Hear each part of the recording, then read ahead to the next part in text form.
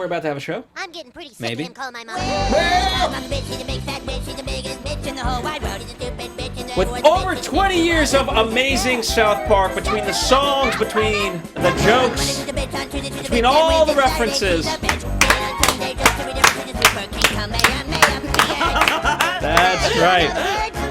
There's bound to be recurring elements of South Park, and we're here to talk about the greatest of them as we debate the best running gags on South Park in our South Park Weekly After Show.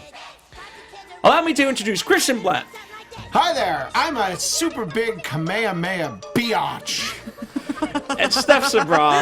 What's up, everyone? I'm Steph Sabra. She's just a regular sized I'm just biatch. And I'm not a regular-sized biatch or above-sized biatch, but I am above-sized, you know what, with my you-know-what down there.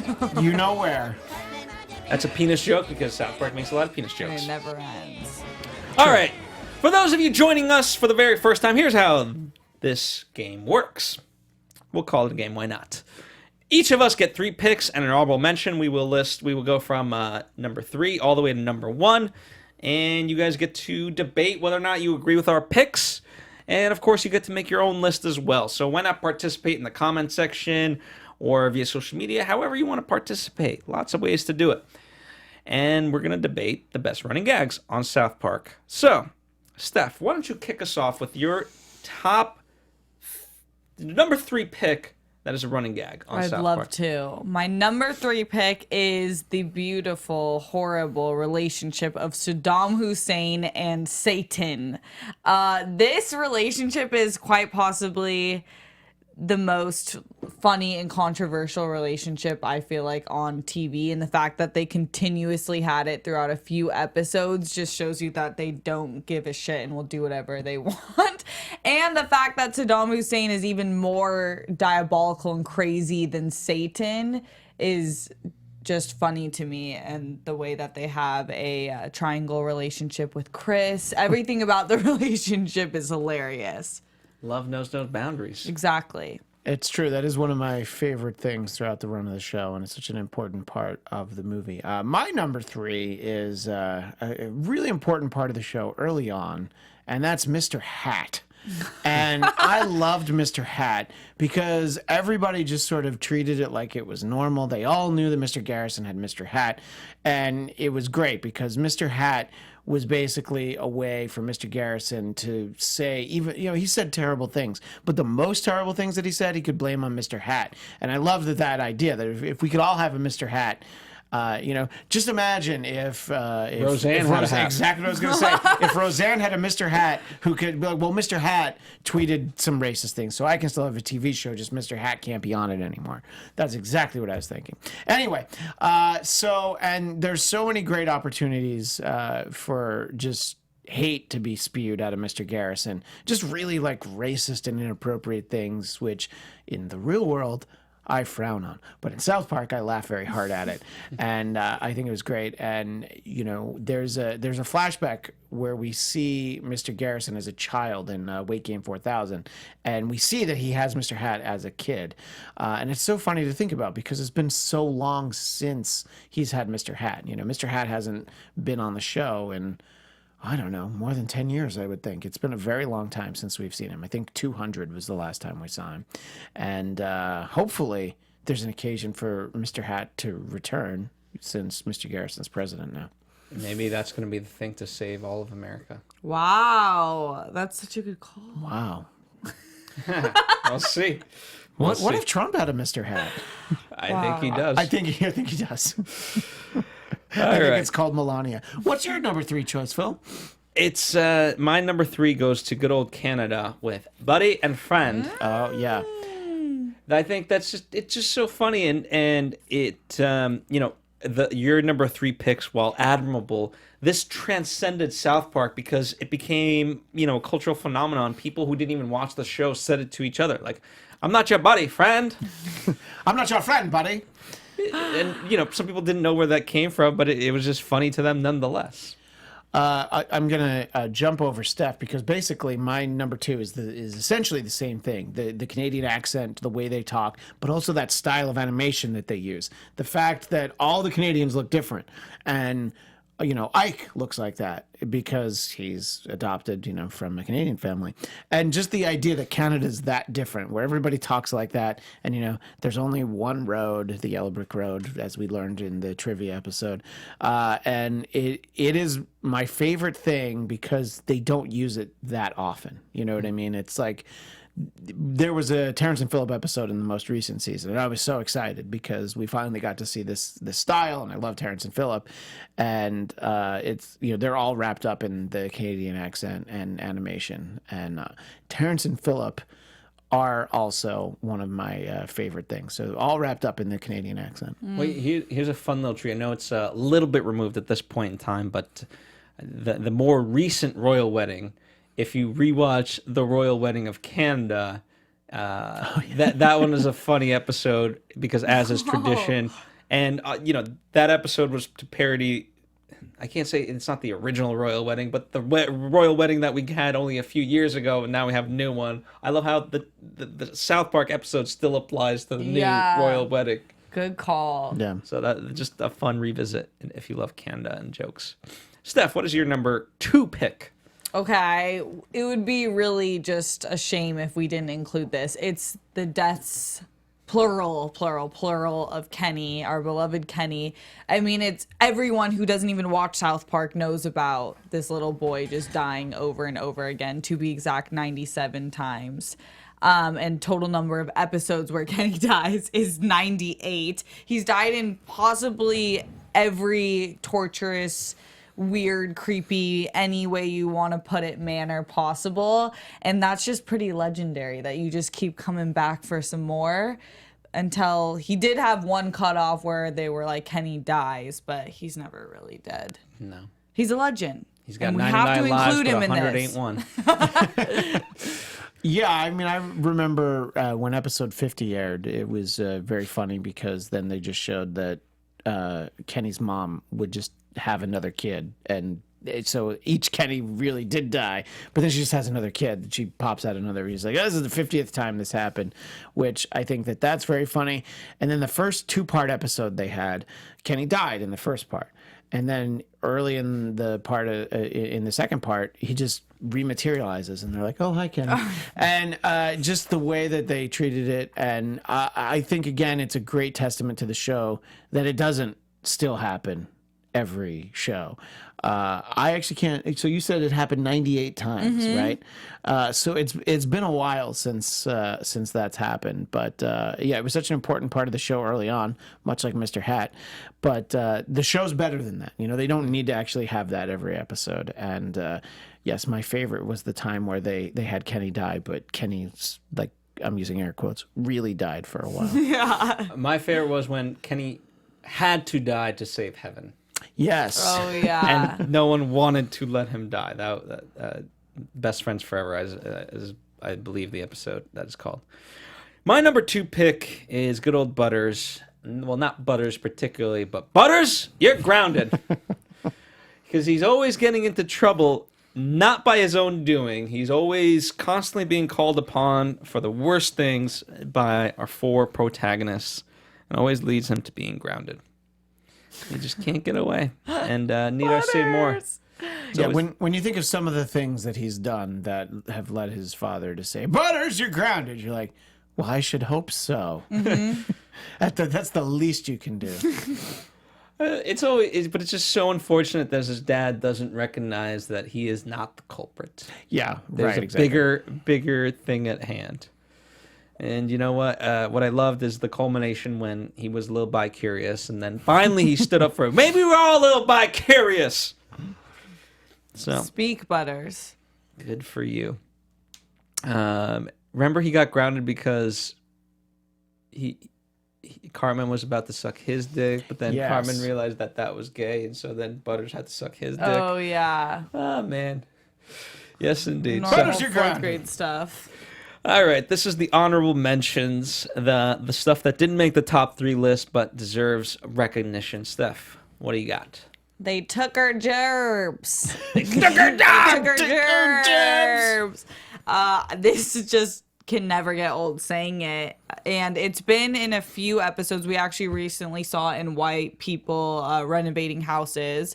First used in Goobacks, Margaritaville, and later in WTF. And it's just, I think it's a really funny American cultural thing that's been happening where people think everyone's stealing their jobs, and just like a really funny take on it, and just an addictive way of saying it. So it's perfect. And I want them to do it more. I don't want them to overdo it. I feel like they've done it the perfect amount of times where it is still reoccurring, but every time it comes up, it's like, yes. No, it'll come back because they continue to take our jabs. You know, somebody else is going to take our jabs. My honorable mention could have been my number one, but because I already used Mr. Hat, I thought it was a little redundant. But I needed to include Mr. Slave because Jesus Christ. Jesus Christ. When they introduced Mr. Slave, it was just so funny that he traded in Mr. Hat. And when I talk about Mr. Hat, I completely left out Mr. Twig, by the way. But anyway, that was a very brief moment when he was in a fight with Mr. Hat. But the fact that we replaced him with Mr. Slave was just so funny because the joke in the early seasons was like, well, obviously Mr. Garrison's gay, but you know he can just channel that through Mr. Hat. But then he actually has Mr. Slave, who is a very stereotypical gay character, and prominently featured in South Park as gay, and a number of other episodes. And I was very glad to see him return 2 seasons ago during the presidential election, because you feel like, the fact that you had a slave before your gender reassignment surgery, among other things, and becoming Mrs. Garrison. There's so many things that happened to Mr. Garrison. Just in general, he is so many running jokes throughout the course of the through the show. But anyway, so he gets my honorable mention because of, what? All you need to know is just Jesus Christ. This is so funny. I don't know. Huge fan of Mr. Slave. Of your work. Absolutely. He is down for the cause until that cause is a woman. Yeah, he is not down for that cause. No. My honorable mention is the visitors. Back in Cartman Gets an Anal Probe, visitors are aliens who come to Earth, and they give him the anal probe. And South Park's animators have hidden these visitors in many episodes. Some people will argue that they're in every single episode. The animators themselves have said that's not true. And it's, but they're somewhere in the background lurking, watching over us. It's like the X-Files. The truth is out there. The visitors are out there. Indeed. So look out for them. All right. This is it. The grand prize of them all. The number one pick. Steph, why don't you kick us off? I think I did win this, you guys. Just if we're sticking, I didn't realize it was a competition. Yeah, well, I'm making it because we're all winners in the game of South Park. I learned something today that I won this because this is the overall arcing connection of South Park. It's at almost every single episode, someone, usually children, they'll learn something and then do this huge speech or do it with each other, and it's so usually it's just completely ironic, weird stuff and weird ways of conceptualizing what just happened. But sometimes it is really good advice. I'm like, yes, I love this. But it humanizes the show, and it makes me think that there's so many dimensions of South Park. And I love how it wraps it up every episode essentially with it. For me, also sticking to the early seasons, one of my favorite things in the early seasons was the fact that Jesus was a regular character on the show, but also that he had a call-in show to just, you could just go to him with your problems, because you realize, if Jesus did live amongst us, all day would be filled with, okay, so what do I, he wouldn't be able to go to the grocery store. Everywhere he goes, people would be asking him questions. So why not do it in form of a call-in show? And, he would usually give a little reference to the Bible, just a little bit in there. But the kids would call in with great questions, such as Stan asking, if your grandfather asks you to kill him, is it okay? like assisted suicide. Things like is homosexuality okay? These are all important things. And even though Jesus very rarely gave answers for a variety of reasons, I just thought it was funny that Jesus was such a prominent character early in the show. And it's the sort of thing that I always figure there'll be an episode where it'll make sense to them to feature Jesus again, or that to have a TV show. Although I guess now he'd have a YouTube channel. I don't know. Oh my I guess gosh, it'd be he'd different. vlog. And Jesus vlogs. his Insta stories. Yeah. Oh my God. Yeah. The Jesus Insta stories. You gotta catch. Yeah. You gotta catch The them all. Jesus files. Absolutely. Well, mine, there's a very special place in my heart for Nimsy and Nathan. Number one for them. Number two, their hatred of Jimmy. Yes. They're always trying to just go after Jimmy, who has done no ill will against them. And it's just such a great running joke. We don't get enough of it, but the few times that we do, I am all in. Camp Tartica in particular, the Special Handicap Olympics, and then most recently with the football. The little water bears. Yes. Yeah. It's just I'm for it. I think it's funny and I love it. They don't overdo it, but it comes back at the right times for me. I agree. And they're like we've talked about this before. They're not just stereotypical handicap characters. They're actually cool and funny, or evil in the case of Nathan. Yeah, no, I mean it's very inclusive for you to know that look, even handicapped people can be dicks. And I think it's great that they do that. And yeah, I love their catchphrases, everything about them. It's always exciting when you get to see them again. Mm-hmm. Indeed it is. Right to me, Timmy. Timmy. Well, that's our best running gags as voted by us. Of course, you are free and encouraged to disagree, although we hope you agree with some of them at least. Let us know your list. Happy to read it. It's a fun little part of the show that we always love, is the inclusion of you. Anyway, that wraps up this episode of South Park Weekly. We will be ranking next episode the best episodes from the first 10 seasons. So something to look forward to. So get your picks ready and debate with us there. In the meantime, at Christian DMZ for Christian. That's right. You can find me on Twitter and Instagram, and I have my own personal podcast called The Blackcast. You can find that BLADTCAST.com. I find out something every day about you. Did you learn something today? I learned something Did you learn today. that I have a podcast called The Blackcast? I'm really excited about that. Yeah, I just did, and that's a great name. A better name is at Steph Sabra on Instagram and Twitter. And I'm at Phil Svitek. Thank you guys as always. We'll see you next time on another South Park Weekly. Bye, buddy. Bye, friend. From executive producers Maria Menounos, Keven Undergaro, Phil Svitek, and the entire AfterBuzz TV staff, we would like to thank you for listening to the AfterBuzz TV network. To watch or listen to other after shows and post comments or questions, be sure to visit AfterBuzzTV.com. I'm Sir Richard Wentworth, and this has been a presentation of AfterBuzz TV. Buzz See you later, buddy. The views expressed herein are those of the hosts only and do not necessarily reflect the views of AfterBuzz TV or its owners or principals.